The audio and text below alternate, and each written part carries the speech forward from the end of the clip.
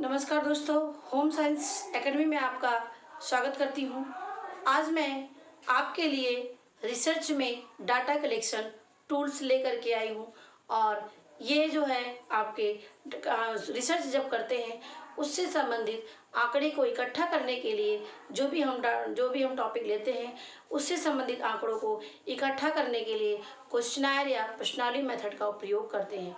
इसी तरह से और भी मेथड है जो मैं आपके से डिस्कस करूंगी। इसमें आपका शेड्यूल मेथड है, इंटरव्यू मेथड है, ये आपके टूल्स एंड टेक्निक्स हैं डाटा को इकट्ठा करने के। तो आज मैं आपको इसमें बताऊंगी क्वेश्चनायर मेथड, जिसको हम हिंदी में प्रश्नावली भी कहते हैं। तो देखते हैं कि जो क्वेश्चनायर मेथड होता है एक तरीका क्या है, एक टूल्स है या एक इंस्ट्रूमेंट है जो बनाया गया है क्या, सेट ऑफ क्वेश्चन यानी क्वेश्चन का सेट के रूप में इसको बनाया गया है। किस लिए? फॉर गैदरिंग रिलेटेड इंफॉर्मेशन, यानी इंफॉर्मेशन को इकट्ठा करने के लिए जो है एक तरीके से सेट ऑफ क्वेश्चन बनाए गए हैं जो रिसर्चर के द्वारा रिसर्च करते समय उपयोग किए जाते हैं, उसे ही क्वेश्चनायर या प्रश्नावली विधि कहते हैं। तो क्या है, एक तरीके से ये एक टूल्स है, टेक्निक्स है या इंस्ट्रूमेंट है जो एक तरीके से क्वेश्चन का सेट होता है जो रिसर्च से संबंधित क्वेश्चन को, रिसर्च से संबंधित टॉपिक को के लिए डाटा इकट्ठा करने के लिए रिसर्चर के द्वारा उपयोग किया जाता है। अब देखते हैं इसका क्या पर्पज है, किस लिए इसका हम उपयोग करते हैं। देखिए, हम इसमें कॉन्साइज मैटर यानी कह सकते हैं कि हम जो रिसर्च से संबंधित जो टॉपिक लिए हैं उससे संबंधित कॉन्साइज पर्टिकुलर इंफॉर्मेशन को इकट्ठा करने के लिए इसका उपयोग करते हैं। इसीलिए हमने यहाँ पे लिखा है कॉन्साइज पर्टिकुलर इंफॉर्मेशन ओरिएंटेड होता है, जिसमें हम एक संक्षिप्त रूप में रिसर्च से संबंधित डाटा को इकट्ठा करते हैं। अब आते हैं major effective domain such as attitude and opinion, यानी इसको मापन करते हैं, इसका मूल्यांकन का मतलब कैसे, इसे मापन करने के लिए हम क्या है, जो भी रिसर्चर जो भी रिस्पोंडेंट्स को लेता है उनसे अपने टॉपिक से संबंधित यानी अपने जो रिसर्च प्रॉब्लम लिया है उससे संबंधित उन लोगों से उनके एटीट्यूड यानी उनके क्या विचार हैं उस समस्या के प्रति, उनके क्या ओपिनियन है यानी कह सकते हैं उसके बारे में क्या सोचते हैं और उनके उस पर क्या विचार हैं, इनको जानने के लिए जो है क्वेश्चनायर मेथड का प्रयोग करते हैं। अब to extract data from respondent से जो डाटा को निकालने के लिए, एक्सट्रैक्ट मतलब उनसे निकालने के लिए क्वेश्चनायर मेथड का प्रयोग करते हैं।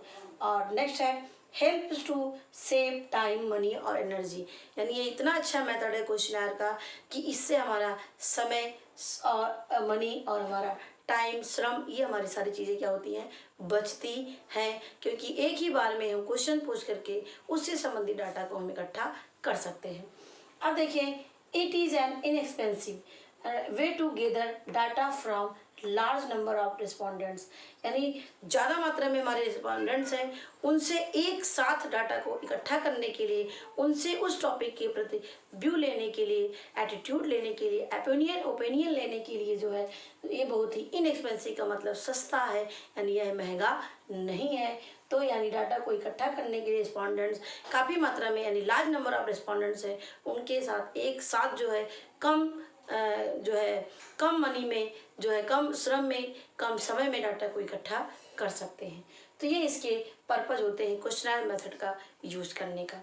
अब आते हैं, यदि इस क्वेश्चनायर मेथड को सही तरीके से यूज नहीं करेंगे, सही तरीके से इसको हम एक्यूरेट तरीके से हम कह रहे हैं, इसका प्रॉपर तरीके जो यूज करना चाहिए जैसे उस तरह से हम नहीं करेंगे तो क्या होगा, इनकम्प्लीट इन्फॉर्मेशन, हमारा जो हमें डाटा से संबंधित जो हमें उत्तर मिलेंगे तो क्या होगा, वो इनकम्प्लीट होगा यानी अधूरा होगा, वो सही तरीके से जानकारी नहीं मिलेगी यदि इसका सही तरीके से उपयोग नहीं करेंगे। दूसरा है इनएक्यूरेट डाटा, यानी हमें जो डाटा मिलेगा वो पूरा नहीं होगा, पर्याप्त नहीं होगा, वो अधूरा होगा, यानी इनएक्यूरेट डाटा प्राप्त होगा। और हायर कॉस्ट, और ज़्यादा मात्रा में हमारी कॉस्ट भी लगेंगे, यानी हमें उसमें ज़्यादा मनी भी खर्च करने पड़ेंगे, लेकिन हमें एक्यूरेट और इनकम्प्लीट डाटा ही प्राप्त होंगे तो यदि इसका सही तरीके से यूज नहीं करेंगे तो यहाँ तक हमने समझा कि क्वेश्चनायर मेथड क्या है, उसके क्या पर्पज है, किस लिए हम इसको यूज़ करते हैं, और जिसको सही तरीके से यूज़ नहीं करेंगे तो इससे क्या क्या हमें निर्णय या क्या क्या इसमें हमें प्राप्त होगा। अब आते हैं टाइप्स ऑफ क्वेश्चनायर मेथड। क्या है टाइप्स ऑफ क्वेश्चनायर मेथड? आप देखिए इसमें दो प्रकार के लिए होते हैं मुख्य रूप से। एक जो है मिक्स में होता है, लेकिन यहाँ पर हमने नहीं लिखा है। एक स्ट्रक्चर्ड होता है और एक अनस्ट्रक्चर्ड होता है। क्या होता है? एक स्ट्रक्चर्ड होता है और एक अनस्ट्रक्चर्ड होता है। स्ट्रक्चर का मतलब इसको हिंदी में बोलते हैं संरचित और अन्य को बोलते हैं असंरचित। और देखिए इसके और भी नाम से जाने जाते हैं, इसको आप जानिएगा। जो स्ट्रक्चर्ड होता है वो क्लोज व्यू से कहते हैं, क्लोज्ड यानी बंद, और इसी को कहते हैं फॉर्मल। क्या कहते हैं? और इसी को ही कहते हैं फॉर्मल। तो ये आप याद रखना, इसी जो मेथड होता है स्ट्रक्चर्ड, फॉर्मल और क्लोज्ड, इसके नाम है। और दूसरा हमारा है अनस्ट्रक्चर्ड, इसको बोलते हैं असंरचित, और इसी को बोलते हैं ओपन एंडेड। क्या होते हैं? ओपन एंडेड, और इसी को बोलते हैं इनफॉर्मल। अब देखते हैं दोनों में क्या है। जो स्ट्रक्चर्ड होते हैं, ये जो स्ट्रक्चर होते हैं, इसमें जैसे जो क्वेश्चन होते हैं वो पहले से प्रिपेयर्ड होते हैं सिस्टमैटिक तरीके से, और उसमें इफेक्टिव तरीके से, और सही स्पेस, कलर, प्रिंट इस तरह से हुए रहते हैं, जिससे उसको जो रिस्पोंडेंट्स होते हैं उसको देख करके अट्रैक्ट हो और उससे संबंधित क्वेश्चन अपने आप जो है उसको पढ़ करके क्वेश्चन का आंसर दें। तो ये होता है क्वेश्चनर में, और इसमें वही उतने ही क्वेश्चन होते हैं जितने ये पहले से निर्धारित होते हैं, इसीलिए इसका नाम है स्ट्रक्चर्ड, यानी इसको पहले से संरचना इसकी तैयार कर ली गई। फॉर्मल यानी आपको और कहीं से कुछ नहीं आंसर देना है, जो उसमें क्वेश्चन पूछ रहा है उसी का आपको केवल आंसर देना है। और क्लोज्ड का मतलब वही जिसमें आपका जो जितना ही पूछा जा रहा है उतने ही आप आंसर दीजिए। और इसमें फॉर्मल होता है क्योंकि इसमें औपचारिक तरीके से होगा, आप इसमें कुछ नहीं कर सकते हैं, आपको जितना बताया जा रहा है रिस्पोंडेंट्स को उतने ही क्वेश्चन का आंसर आपको देना है, यानी उसको अपनी मन मर्जी का नहीं करना होता है, मन मर्जी से उसमें अपना नहीं लगा सकता है, तो इसे बोलते हैं स्ट्रक्चर्ड। अब देखिए दूसरा हमारा है अनस्ट्रक्चर्ड। अनस्ट्रक्चर्ड इसी को बोलते हैं ओपन एंडेड। ओपन एंडेड में क्या होता है कि इसमें व्यक्ति जो रिसर्चर होता है रिस्पोंडेंट के लिए खुला छोड़ देता है, यानी उसको अपने ओपिनियन, अपने एटीट्यूड को, उस क्वेश्चन को जो पूछा जा रहा है वो पूरा डिटेल में बता सकता है, और 1 लाइन 2 लाइन 10 लाइन में बता सकता है। इससे उसके व्यू का, उसके उस समस्या के प्रति क्या उसके विचार हैं, इसको जानने के लिए करते हैं। तो ये हमारा होता है अनस्ट्रक्चर्ड और ओपन एंडेड। इसमें पहले से कुछ निर्धारित रहते हैं और पूरा निर्धारित नहीं होते हैं कि आपको इसी लाइन में, इतने ही में आप शब्द में आपको आंसर देना, ऐसा नहीं होता है। और इसी को हम क्या बोलते हैं? इनफॉर्मल। क्या बोलते हैं? इनफॉर्मल, इसको बोलते हैं अनौपचारिक। इसमें रिस्पोंडेंट के एटीट्यूड और ओपिनियन पर निर्भर करते हैं, वो चाहे जितने में उस चीज़ का आंसर दें।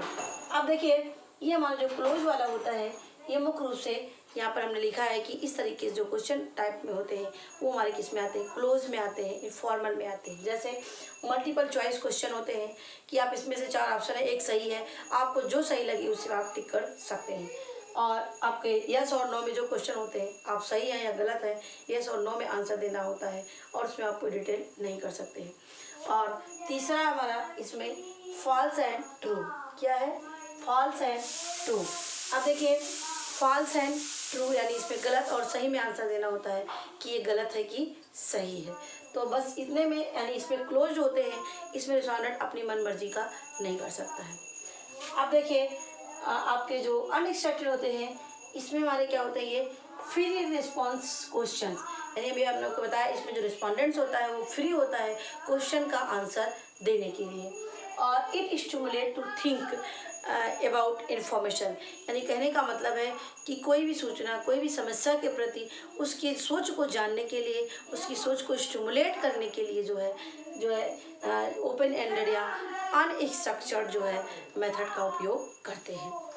अब देखिए इसमें भी हमने यहाँ पे लिखा है कंप्लीट सेंटेंस। जैसे आपको किसी कहानी के बारे में कुछ ऐसा दे दिया और उसके आगे आपको पूरा करना है, तो आपके वहाँ पर ओपिनियन और आपके एटीट्यूड को देखा जाता है कि आप कैसे हैं और उस सेंटेंस को आप कैसे पूरा करेंगे। दूसरा आपका है कंप्लीट स्टोरी, यानी स्टोरी आपकी इनका अधूरी दे दी जाती है, और उस अधूरी स्टोरी को जो है आपको जैसा आपका नेचर, जैसा आपका एटीट्यूड होगा उसी के अनुसार आप उसमें आगे ऐड करेंगे। और नेक्स्ट आपका है नॉन वर्बल। कुछ टेस्ट ऐसे होते हैं, ग्रामेटिक का परसेप्शन टेस्ट होते हैं, और भी ऐसे टेस्ट होते हैं नॉन वर्बल में, जो है इसका उपयोग करके चित्र के वाइज पिक्चर दिखा करके, इमेज दिखा करके, इस तरह से आपके ओपिनियन और एटीट्यूड को जानने के लिए अनएक्सपेक्टेड मेथड का उपयोग करते हैं। तो ये हमारा टॉपिक जिसमें हमने आपको डिटेल में बताया क्वेश्चनर मेथड क्या होता है, इनका क्या उद्देश्य है और इसके साथ साथ इनका यदि सही तरीके से यूज नहीं करेंगे तो हमें क्या प्राप्त होगा और इनके प्रकार क्या है, स्ट्रक्चर और अनस्ट्रक्चर्ड, और इसको संरचित और असंरचित भी कहते हैं। तो ये हमारी वीडियो है। यदि आपको अच्छी लगी होगी तो लाइक और शेयर करना न भूलें, और यदि मेरी पहली वीडियो आप देख रहे हो तो इसे अवश्य सब्सक्राइब कर लीजिए। निश्चित ही आपको इससे मदद मिलेगी। मेरी वीडियो देखने के लिए आपको धन्यवाद।